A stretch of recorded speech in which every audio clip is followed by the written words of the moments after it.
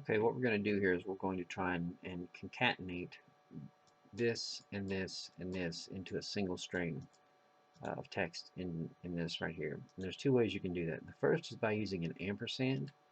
So I'm going to create a function I'm going to call equal to this A2 ampersand, and I'm going to hit this next one here. And you'll see that it kind of slammed all of this together into one piece. So I could also come up here and say ampersand and do this last one.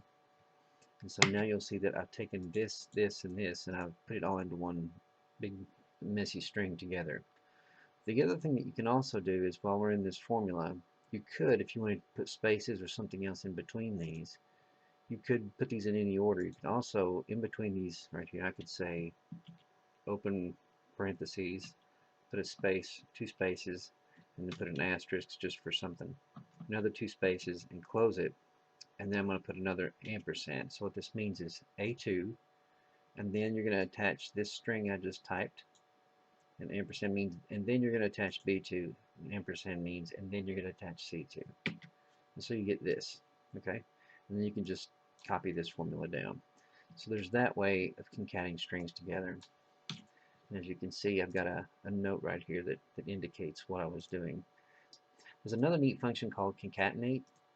The newer version of Microsoft Excel has concatenate and another one called concat, and they operate similarly, but it's a little more intuitive. So if you say concatenate, and I were to click here, and then comma here, and then comma here, and then close it, it's going to do kind of what we did before. And the same thing still applies. If I, at any point I come up here and I create a space and an asterisk like I did before, then it's just going to put this asterisk in between there, like that.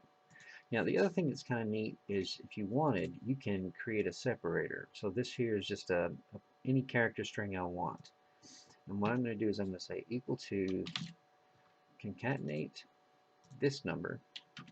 And then I'm going to click this right here, and then I'm going to click F4. And F4 is always going to lock it to this cell. Okay, so then I'm going to concatenate it to this code, right, comma. I'm going to put this separator again, hit F4 to lock it, comma, and then this one. And now what that did is because I have an underscore here, it's separating it with an underscore. If I wanted to say separate it with a bunch of spaces, it'll put a bunch of spaces, or if I said, you know, 3 asterisks, right. And because we put because I was hitting F4, which put these dollar signs around it, it's locking this cell. So when I copy this down, even though the formula is always moving, a moving formula that references these rows, it's always locking to this as my separator. And so at any point, if I just simply want to change that to underscore, boom. So that's how you can concatenate multiple cells into a single cell.